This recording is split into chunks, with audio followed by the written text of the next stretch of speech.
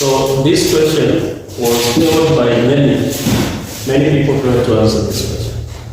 However, it's actually the easiest. It's just a matter of applying critical thinking. If you're able to do so, then you're able to solve it. So what you have to do here is you apply what we call the junction rule. The junction rule states that the current into the junction is equal to the current out of the what? Out of the circuit. So if this 6 amperes, and then we check the resistance, right? We have 6 ohms, here we have 3 ohms and 3 ohms. We can add these two because they are in series, right? This one and that one. So what we're going to end up with is 6 amperes. Here we're going to have 6 ohms and there 6 ohms. By the end of the day, we need to have 6 amperes out of here. So if this one is giving the opposition to the flow of current, which is equal to 6 ohms, and that one 6 ohms, we can actually conclude right from here. If the resistance is equal, we can say, okay, if the total current is 6 amperes, then this one is the main current. The one that will flow up is current 1, the one that will flow down is current 1, current 2.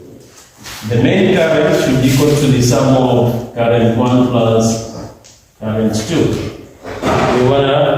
So the resistance is equal, hence we are going to have current 1, which is equal to 3 amperes. This one will divide. The moment it hits this junction, 3 amperes will go up, 3 amperes will go down.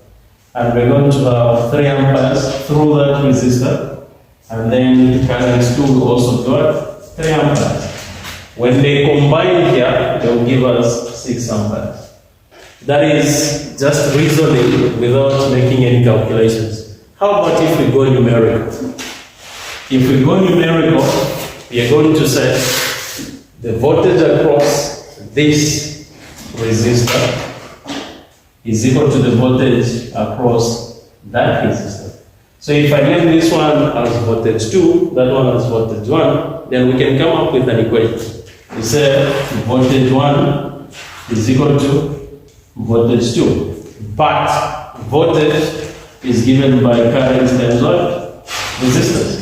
So what we do is we say resistor 1 times current 1 is equal to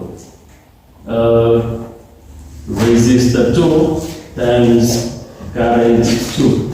Then we can substitute those with what we know. What's resistor 1? Resistor 1 P6, is it?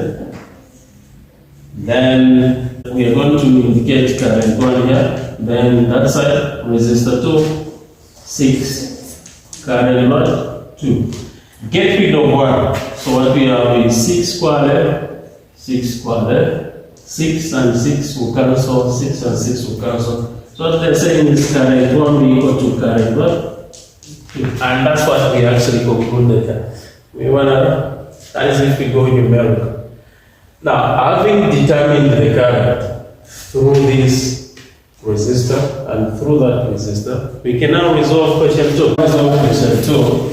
And say, what charge passes through 6 ohms resistor for 3 seconds? Right? Here. So, we say charge is given by current times what?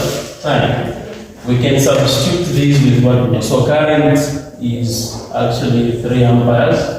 What's the time? 3. And that will give us 9 coulombs.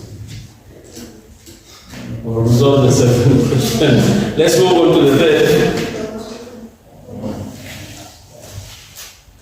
So the third question is saying, what is the potential difference?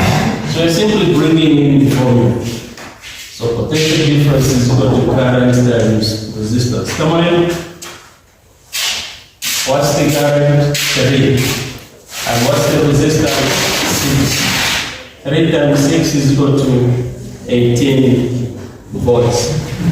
And we've resolved the entire question. Yeah, the next question is loading.